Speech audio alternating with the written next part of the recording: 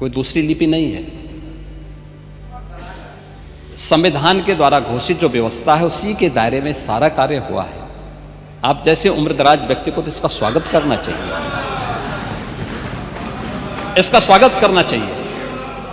ओह, मैं इसीलिए कह रहा हूं, देवनागरी ही लिपि है और उसी दायरे में सारा कार्य हुआ है। और इसीलिए मैं आपके संज्ञान में लाना चाहूंगा कि ये जो कार्य है, इस कार्य के साथ हमें उसी सकारात्मक भाव के साथ जुड़ना चाहिए। मैं आपके विरोध को कभी उसका न मैं उपहास उड़ाता हूं, न मैं उसको बहुत उसके साथ जोड़ता हूं, क्योंकि मैं जानता हूं आपकी आदतों को। मुझे मालूम है आप लोगों के बारे में एक मान्यता ये भी है, मजबूरी भी है, और आपके बारे में मान्यता भी है कि आज के समाजवादियों के बारे में, कि जिस थाली में खाते हैं उसमें छेद करके फिर जाते हैं। और ये जो आप लोगों के बारे में मान्यता है, उसी के बारे में मैं आपसे कहना चाहूंगा कि महोदय, जब हम महाकुंभ के बारे में चर्चा कर रहे हैं और ये आयोजन, नहीं आपके बारे में इसीलिए बोल रहा हूं, मैं आऊंगा उस पे भी, मैं उस पे भी आऊंगा भी, उस पे भी मैं आ रहा हूं। जब एक महाकुंभ का विरोध पहले दिन से कर रहे थे महोदय, मैं एक एक करके इनके बयानों को यहां पे उद्धृत करना चाहूंगा, और पिछले सदन में भी मैं याद दिलाना चाहूंगा, जब हम लोग यहां पे इसी सदन में आए थे तो महाकुंभ पे चर्चा, उस समय महाकुंभ की तैयारियां चल रही थी और चर्चा के लिए एक दिन निश्चित किया गया था। आप लोगों ने सदन नहीं चलने दिया था, सदन नहीं चलने दिया था। अच्छा होता महाकुंभ के पहले सदन में पूरे दिन भर की चर्चा होती, हम उस व्यवस्था के बारे में चर्चा करते, आपके अनुभव का लाभ लेते, लेकिन आपने चर्चा नहीं होने दी। लेकिन पहले दिन से ये चर्चा, पहले दिन से ये अफवाह और इस प्रकार का दुष्प्रचार आपके द्वारा निरंतर होता रहा। आप याद करिए, समाजवादी पार्टी के राष्ट्रीय अध्यक्ष ने महाकुंभ आयोजन के पहले इस बारे में कहना शुरू किया कि साहब, इतना पैसा और इतना विस्तार देने की आवश्यकता क्या है। उनका बयान कि हमारी सरकार से अपील है कि बहुत सारे बुजुर्ग जो 65 साल से ऊपर और 70 साल से ऊपर के लोग हैं, स्नान नहीं कर पाए हैं। उसके बाद फिर उनके बयान आए, जब शुरू हो गया। फिर लगातार अगर समाजवादी पार्टी के सोशल मीडिया हैंडल को देखें, वो आपके संस्कारों के अनुसार ही भाषा का प्रयोग भी करते हैं, और जिस प्रकार की भाषा का उसमें प्रयोग किया जाता है, मुझे लगता है किसी भी सभ्य सोसाइटी के लिए वो भाषा कभी शोभा नहीं देगी। आप लोगों के अपने संस्कार हो सकते हैं, आप लोगों का अपना व्यवहार हो सकता है, लेकिन कोई सभ्य समाज और कोई सभ्य व्यवस्था सोसाइटी उसको कभी मान्यता नहीं दे सकती है। लेकिन उसके माध्यम से लगातार दुष्प्रचार किया गया। यही नहीं, ये भी मांग हुई, देखिए आपकी पार्टी के ही नेता, आपके अध्यक्ष ने कहा कि हम मांग करते हैं कि अकबर का किला, जो बिल्कुल संगम नोच पर वहां जो वट वृक्ष है, उसकी पूजा करते हैं, और सरस्वती नदी भी वहीं से निकलती है। आप देखिए, यानी अक्षय वट का नाम भी उनको नहीं मालूम। सरस्वती कूप को सरस्वती नदी कहते हैं, ये आपका जनरल नॉलेज है।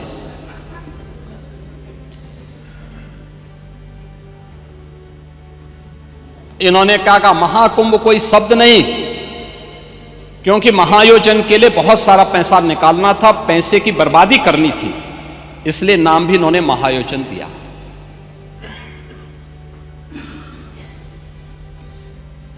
पहले दिन से ही राज्य सरकार आंकड़े दे रही है कि कितने लोगों ने पवित्र डुबकी लगाई है।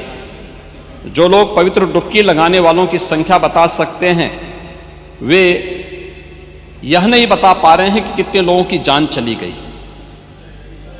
इनके एक सहयोगी आ रहे हैं, अरे चिंता मत करिए, एक एक प्रश्न का उत्तर देंगे, थोड़ा पेशेंस रखिए। देखो आप बोल रहे थे, मैं बहुत शांति से सुन रहा था, बहुत शांति से। आप ही के एक सहयोगी श्री लालू यादव जी कह रहे हैं, अरे ये सब कुंभ का क्या कोई मतलब है, फालतू का कुंभ है। यानी सनातन धर्म के इस महायोजन को फालतू उनको दिखाई देता है। और इनके एक और सहयोगी उससे भी 2 कदम आगे आकर के कहती हैं कि महाकुंभ मृत्यु कुंभ में बदल गया है। ये क्या है, ये क्या है? मल्लिकार्जुन खड़गे कांग्रेस के नेता अध्यक्ष कहते हैं कुंभ भगदड़ में हजारों लोग मारे गए।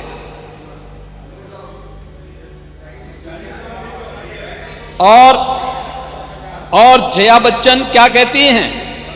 ये समाजवादी पार्टी की नेत्री हैं। इस देश ने अभी सबसे बड़ा मुद्दा महाकुंभ भगदड़ की घटना है। उन मृतकों की सही संख्या बतानी चाहिए और जनता को सफाई देनी चाहिए।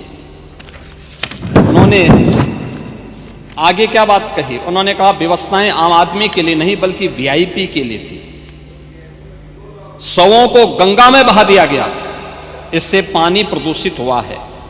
यही पानी लोगों तक पहुंच रहा है और ये इस प्रकार के गैर जिम्मेदाराना बयान समाजवादी पार्टी, कांग्रेस, आरजेडी और टीएमसी के नेताओं के द्वारा सनातन धर्म के जुड़े हुए सबसे बड़े आयोजन के प्रति दिए गए। महोदय, मैं ये जानना चाहता हूं कि क्या सनातन धर्म का अनुयायी बनना या सनातन धर्म के किसी आयोजन को भव्यता के साथ करना क्या कोई अपराध है? उस आयोजन को उन सीमाओं के साथ उस आस्था को सम्मान देकर के आगे बढ़ाना क्या कोई अपराध है? और अगर अपराध है तो हमारी सरकार इस अपराध को कर रही है और आगे भी करेगी, क्योंकि हम लोग ये मानते हैं सनातन धर्म इस देश का राष्ट्रीय धर्म है। सनातन धर्म की सुरक्षा में ही भारत के अंदर पल रहे हर मत और मजहब की सुरक्षा भी है और उनका सम्मान भी है और उनका गौरव भी है। और सनातन धर्म की सुरक्षा विश्व मानवता की सुरक्षा की गारंटी भी है। और उसके इतने बड़े आयोजन के साथ भेदभाव तो किसी के साथ नहीं हुआ, किसी के साथ नहीं हुआ। प्रयागराज महाकुंभ में क्रिकेटर मोहम्मद शमी ने भी स्नान किया। मुझे याद है हर जाति मत और मजहब के लोग अगर आए हैं श्रद्धा भाव के साथ तो उन्होंने आस्था की पवित्र डुबकी भी लगाई। हां, अगर कोई चिढ़ाने के लिए आया है तो वहां पर उनको वैसे दुत्कार करके भगा भी दिया गया और यह होना भी चाहिए था।